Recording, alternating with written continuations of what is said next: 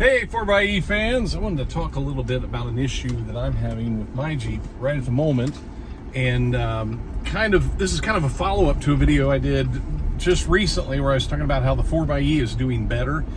And the 4xe experience is the way I should have titled that video. The 4xe experience is doing better. I think we are seeing people with less individual issues, but I think what we're also seeing is that Jeep is doing a better job. I shouldn't say Jeep, the dealerships in general are doing a better job of troubleshooting and resolving issues.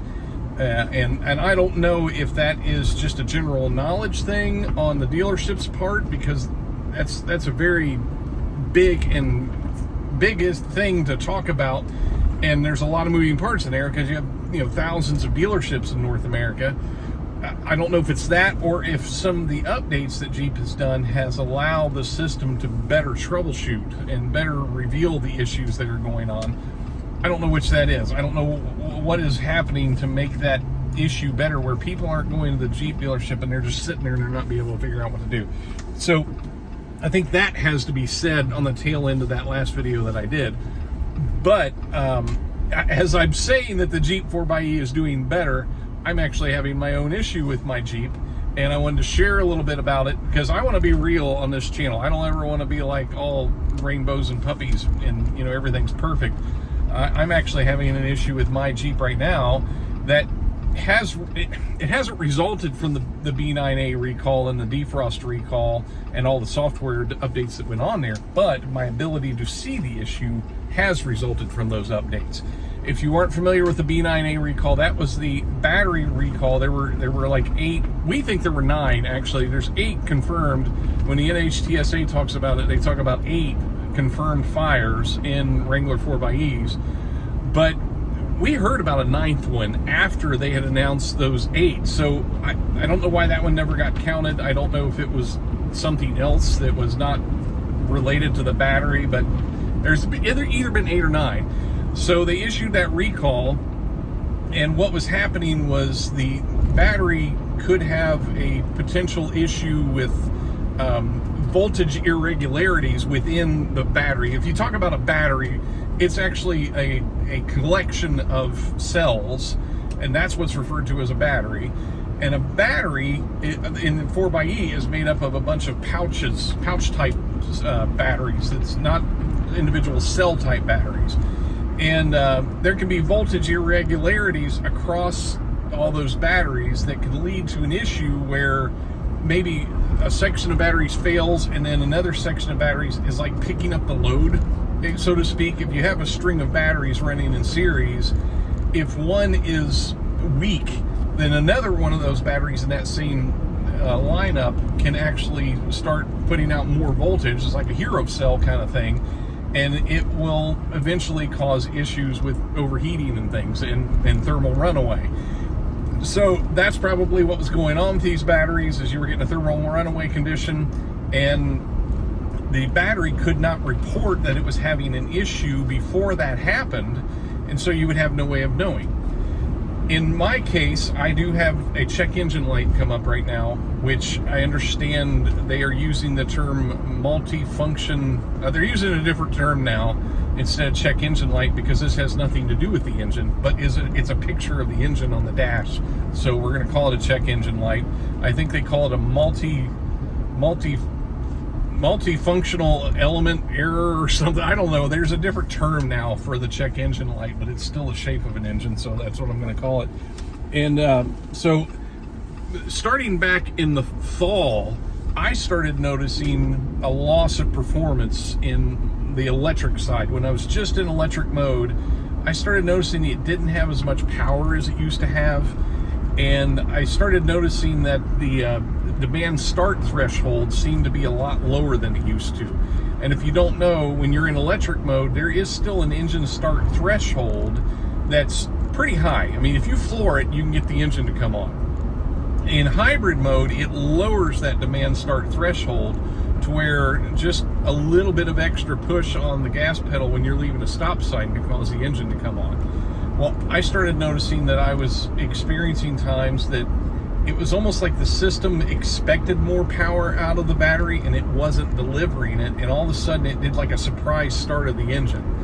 And if you drive a vehicle long enough, you kind of get to the point where, if I push the gas pedal this far, I'm going to get about this much power. And I wasn't getting that anymore. It's hard to quantify. It's hard for me to put that on a spreadsheet and explain how that happens. But I could feel it was weaker. And I noticed several weeks ago, now I've had the defrost recall for a while, and I think it's completely unrelated. But I noticed a few weeks ago, I was starting to see a loss of range to the tune that one day it was like 13 miles is all I got out of the battery, and the temperature's in the low 70s. It wasn't a hot day, a cold day, or anything like that. And so I went out to do a couple drives. I've been putting off taking it to the dealership because I know if there's no code, there's no check engine light, there's not a whole lot they can do. So I've really been putting it off taking it to the dealership.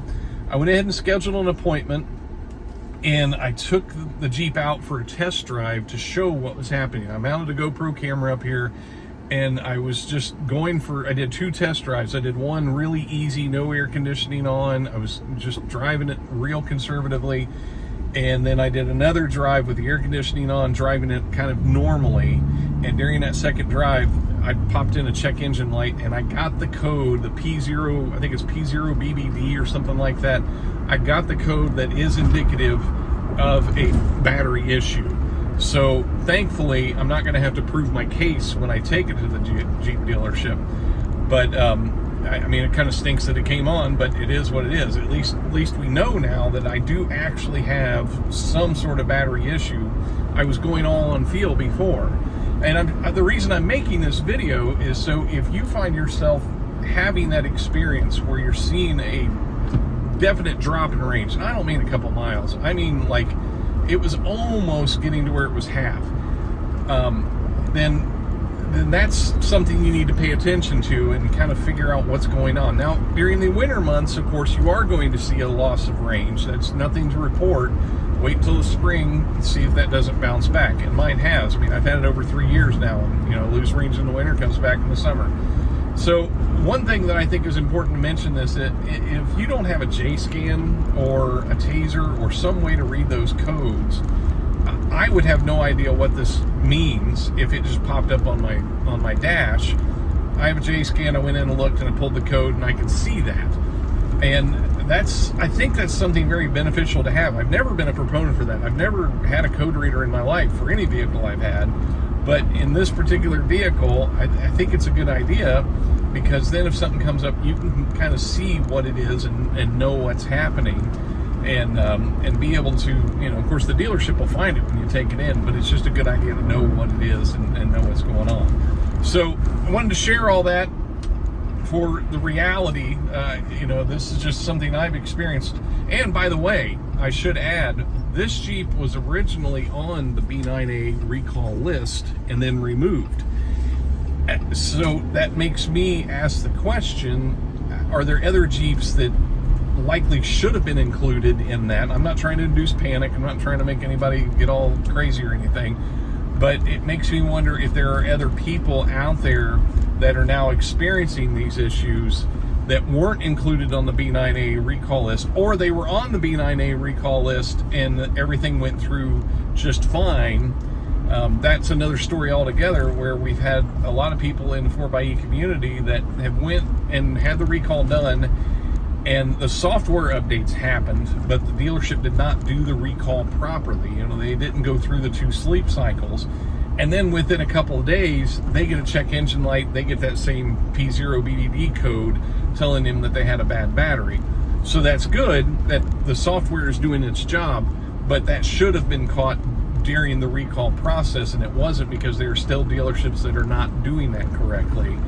But as long as that software is in there, and if you haven't taken yours in, if you are on the 04B defrost recall or on the B9A recall, definitely get that thing in, because this is a bit of a safety issue, as we've had 8 fires in these. Now, there have been no fires reported since the recall has been done, but it's still a good idea to make sure you're getting things checked out.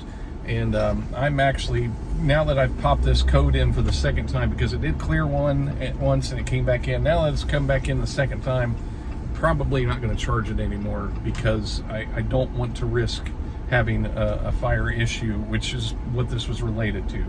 So thanks for watching. That video got a little bit longer than I wanted it to be, but thank you for being a part of this. And hopefully, if you're having an issue like this, oh, by the way, talking about that code reader, I have also been watching my state of health, which is one of the things you can go in and look at with a JScan and the OBD reader. There's modules in there. I won't explain in this video how to go through that. I may make another video explaining how to do that. But you can actually go in and look at your battery state of health. It's SOH. And mine is sitting at 78.4%. And it's not even well, it's over 3 years old now. Shouldn't be at 78% for a long time.